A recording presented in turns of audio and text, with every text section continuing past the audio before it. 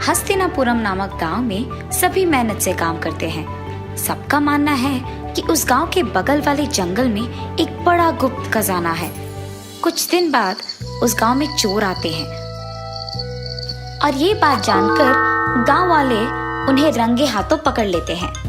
गांव के मुखिया उनसे कहते हैं कि तुम लोग मेहनत से काम करो, ऐसे चोरी करना गलत है। ये कहने के बाद सभी वहां से चले जाते हैं, सभी सिवाय एक आदमी के। मैंने सुना है कि तुम लोग बहुत बड़े चोर हो। मैं 70 साल का हूँ। मेरा एक ख्वाहिश अधूरा रह गया। अगर वो तुम लोग पूरा करोगे तो जितने पैसे मांगोगे मैं तुम्हें दूंगा। चोर बहुत खुशी से उस आदमी की बात मान जाते हैं और कहते हैं कि वो तैयार है। उसके बाद वो आदमी उन्हें एक घर ले जाता है।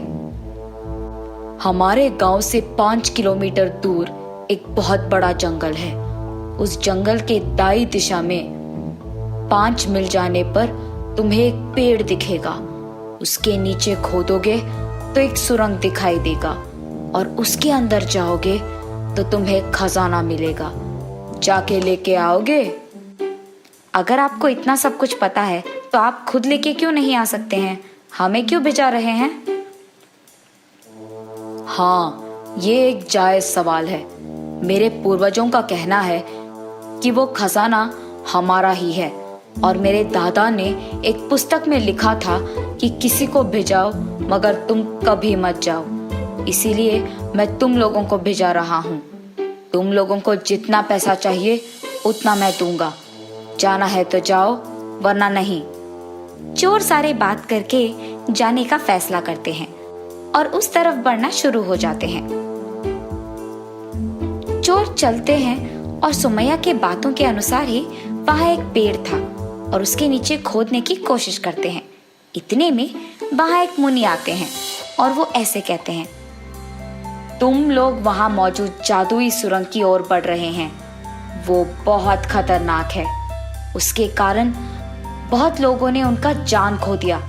यहाँ से चले जाओ। लेकिन वो चोर उस मुनि के बातों को अनसुना करके आगे बढ़ते हैं। आखिरकार उन्हें वो खजाना मिल जाता है और वो उसे बाहर निकालते हैं। बहुत सारा पैसा, सोना, चांदी, जेवर, मोती और बहुत कुछ था वहां। ये देख वो तीनों एक योजना बनाते हैं कि सुमैया को बताए बिना वो पैसे लेकर भाग जाएंगे, क्योंकि तब वो सारा खजाना उन्हीं का तो होगा। ये फैसला करते हैं। कुछ दूर चलने के बाद उन तीनों को बहुत भूख लगता है। साई, तुम जाकर खाने के लिए कुछ ले आओ। हम तब तक इस खजाने के पास रहेंगे। ठीक है। रास्ते में साई को एक विचार आता है कि अगर ये दोनों नहीं रहेंगे तो सारे पैसे मेरे बन जाएंगे। तब वो खाना खा के उन दोनों के खाने में जहर मिलाता है। ऐसे ही वहां रामू और राकेश फैसला करते हैं कि अगर साई नहीं होगा तो इस सारे खजाने को सिर्फ हम बांटेंगे और साई के आने के बाद वो उसे पत्थर से मारकर उसकी जान ले लेंगे। ये योजना बनाते हैं। इतने में साई वहां आता है। ये लो, तुम दोनों के लिए अच्छा खाना लाया हूं मैं। ये कह के उन दोनों को खाना देता है। वो दोनों साई के सिर पे पत्थर मारते हैं। साई वही मर जाता है।